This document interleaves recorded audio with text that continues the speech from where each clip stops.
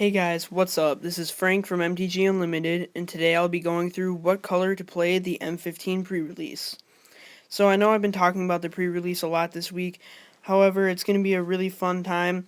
I'm really looking forward to the set as a whole. I think Limited will be really good. So yeah, let me get into the colors here.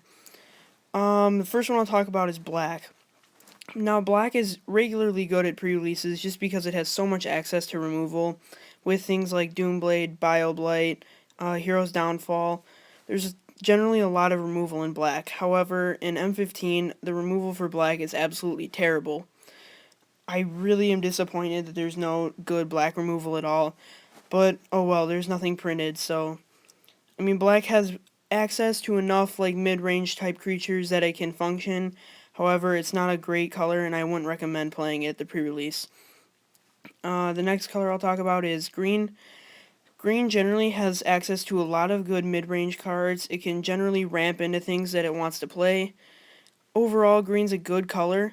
I'd put it as in fourth, just in front of black, just because it is faster than black. It doesn't generally need removal just because the creature base is so extensive. Overall, I think green would be a decent option.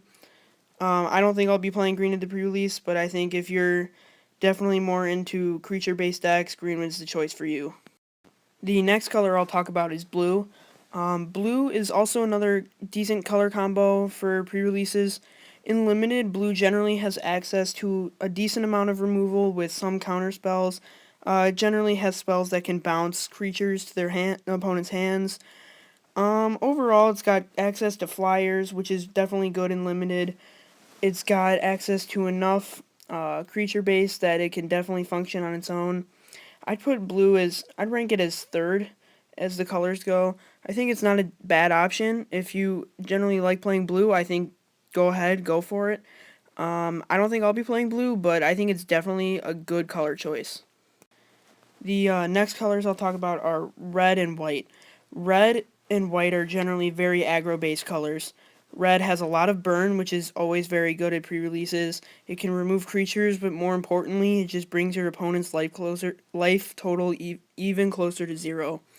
I think red is always a good option, especially in this set. It's got a ton of dragons, which gives it access to a lot of flyers. Very helpful for red decks. Flyers always do fantastic and limited. I think it's definitely a great option. The other choice that I think I'll be playing at the pre-release is white. White always has access to a lot of removal by exiling permanents. It's very aggro-based, especially with the new Ajani. I think it can get pretty insane, especially with angels. Just tons of flyers and tons of small guys that get pumped from spells and planeswalkers like Ajani. I think white is a very good color overall, and I'd highly recommend playing that at the pre-release. Yeah, so thanks for watching. If you could please hit that like or subscribe button below, that would be great. Please tell your friends about my channel. Thanks so much, guys.